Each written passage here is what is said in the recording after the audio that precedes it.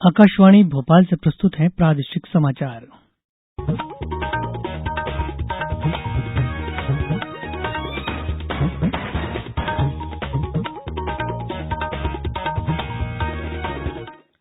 नमस्कार, समाचारों के साथ मैं रत्नेश सोनी। पहले एक अपील।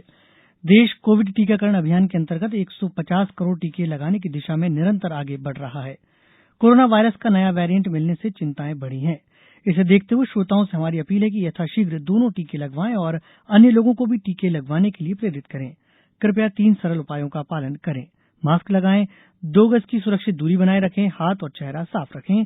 कोविड से संबंधित किसी भी जानकारी और मार्गदर्शन के लिए राष्ट्रीय हेल्पलाइन नंबर 011239780046 और 1075 पर संपर्क करें। अब इस बुलेटिन के मुख्य समाचार।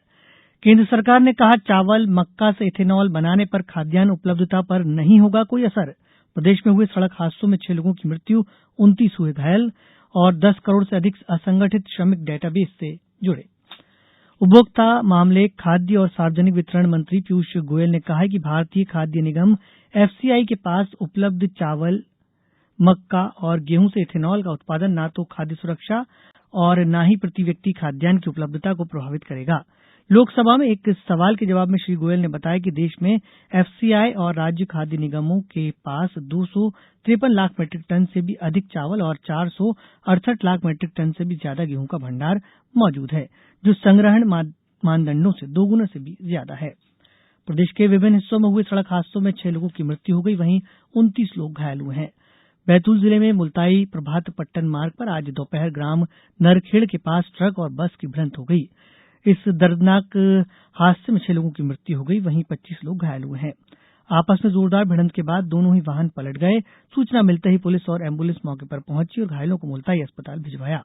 मुख्यमंत्री शिवराज सिंह चौहान ने बैतूल जिले में हुई सड़क दुर्घटना पर दुःख व्यक्त किया है। उन्होंने बैतूल जिला प्रशासन को प्रभावित परिवारों को सहायता देने के निर्देश भी दिए हैं। उधर एक अन्य सड़क दुर्घटना रतलाम जिले में हुई, जिसमें 4 लोग घायल हो गए। सीमा सुरक्षा बल आज अपना 57वां स्थापना दिवस मना रहा है। स्थापना दिवस की पूर्व संध्या पर बल के महानिदेशक पंकज कुमार सिंह ने कहा कि भारत और बांग्लादेश सीमा पर कड़ी चौकसी के चलते मवेशियों की तस्करी के मामलों में कमी आई है। दक्षिण अफ्रीका के स्वास्थ्य अधिकारियों ने लोगों से कोरोना वायरस के नए वेरिएंट ओमिक्रॉन से परेशान न होने की अपील की है। उन्होंने कहा कि यह भी स्पष्ट नहीं हुआ है कि क्या ओमिक्रॉन तेजी से फैल सकता है या इस संक्रमण के कारण कोई गंभीर समस्या हो सकती है। प्रधानमंत्री नरेंद्र मोदी शनिवार को देहरादून जाएंगे। वे करीब 18,000 करोड़ रुपए की कई परियोजनाओं की आधारशिला रखेंगे। केंद्र, राज्य सरकारों और केंद्र शासित प्रदेशों द्वारा स्थापित 179 मूल्य निगरानी केंद्रों से 22 आवश्यक खाद्य वस्तुओं के थोक और खुदरा मूल्यों पर दैनिक आधार पर नजर बनाए हुए है।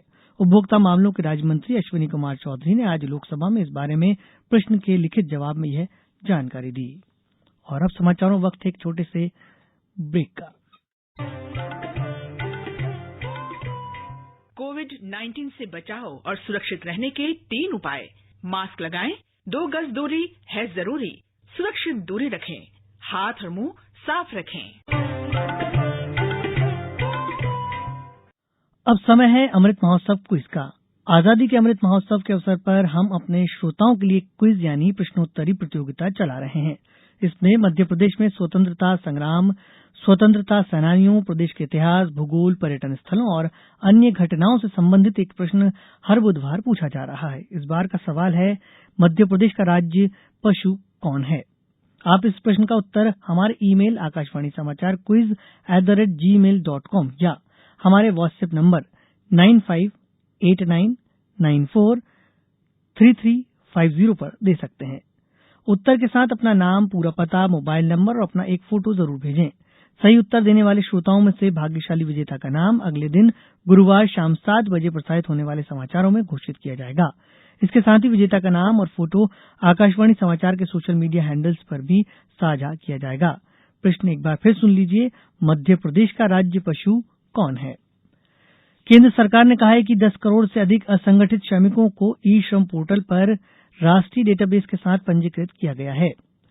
केंद्रीय श्रम एवं रोजगार मंत्री भूपेंद्र यादव ने इसी वर्ष 26 अगस्त को ई श्रम पोर्टल की शुरुआत की थी। सरकार ने श्रमिकों को ई श्रम कार्ड प्रदान किए हैं। ये पोर्टल प्रवासी श्रमिकों, निर्माण तथा अन्य क्षेत्र से जुड़े श्रमिक समूह तथा प्लेटफॉर्म श्रमिकों सहित असंगठित श्रमिकों का पहला राष्ट्रीय डेटाबेस है।